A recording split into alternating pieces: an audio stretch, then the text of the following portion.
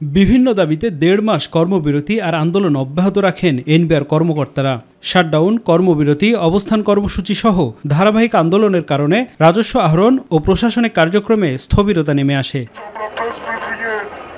রোববার বিকেলে রাষ্ট্রের আর্থিক ক্ষতি বিবেচনায় কঠোর অবস্থান নিয়ে আন্দোলনকারীদের অবিলম্বে কাজে যোগ দেওয়ার নির্দেশ দেয় সরকার। এরপরে প্রথমে সরকারের সঙ্গে ব্যবসায়ীদের বৈঠক এবং পরে শীর্ষ ব্যবসায়ী নেতাদের সঙ্গে আন্দোলনকারীদের বৈঠক শেষে অচলাবস্থার অবসান হয়। এরপরে প্রধান কার্যালয় সহ দেশের বিভিন্ন কাস্টমস, ভ্যাট ও কর অফিসে কর্মকর্তা-কর্মচারীরা কাজে যোগ দিতে শুরু করেন।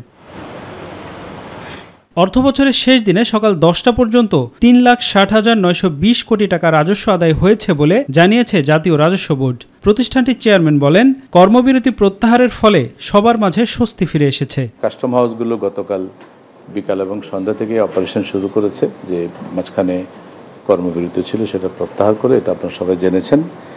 এতে আমি মনে করি যে সবার মধ্যে একটা স্বস্তি বিরাজ করছে, বিশেষ করে আমাদের ব্যবসায়ীদের মধ্যে এবং নীতি নির্ধারকদের মধ্যে। কর্মকর্তাদের উদ্দেশ্যে এনবিআর চেয়ারম্যান বলেন, যা কিছু হয়েছে সব ভুলে গিয়ে রাষ্ট্রীয় স্বার্থে, দেশের স্বার্থে সবাইকে একসাথে কাজ করতে হবে। আমি আমাদের রেভিনিউ অফিসারদেরকে বলবো, যা কিছু হয়েছে এগুলো সব কিছু ভুলে গিয়ে আমাদের রাষ্ট্রীয় স্বার্থে, দেশের স্বার্থে আমরা সকল কাজ করব। সবাইকে আহ্বান জানাবো, তারা অতীতে যেভাবে দক্ষতা এবং নিষ্ঠা এবং কঠোর পরিশ্রম করে রেভিনিউ আদায় করেছেন, একইভাবে তারা তাদের কাজগুলো কন্টিনিউ করবেন। সংশ্লিষ্টরা মনে করছেন, ভবিষ্যতে এমন পরিস্থিতি এড়াতে প্রশাসনিক ও কাঠামোগত সংস্কার জরুরি।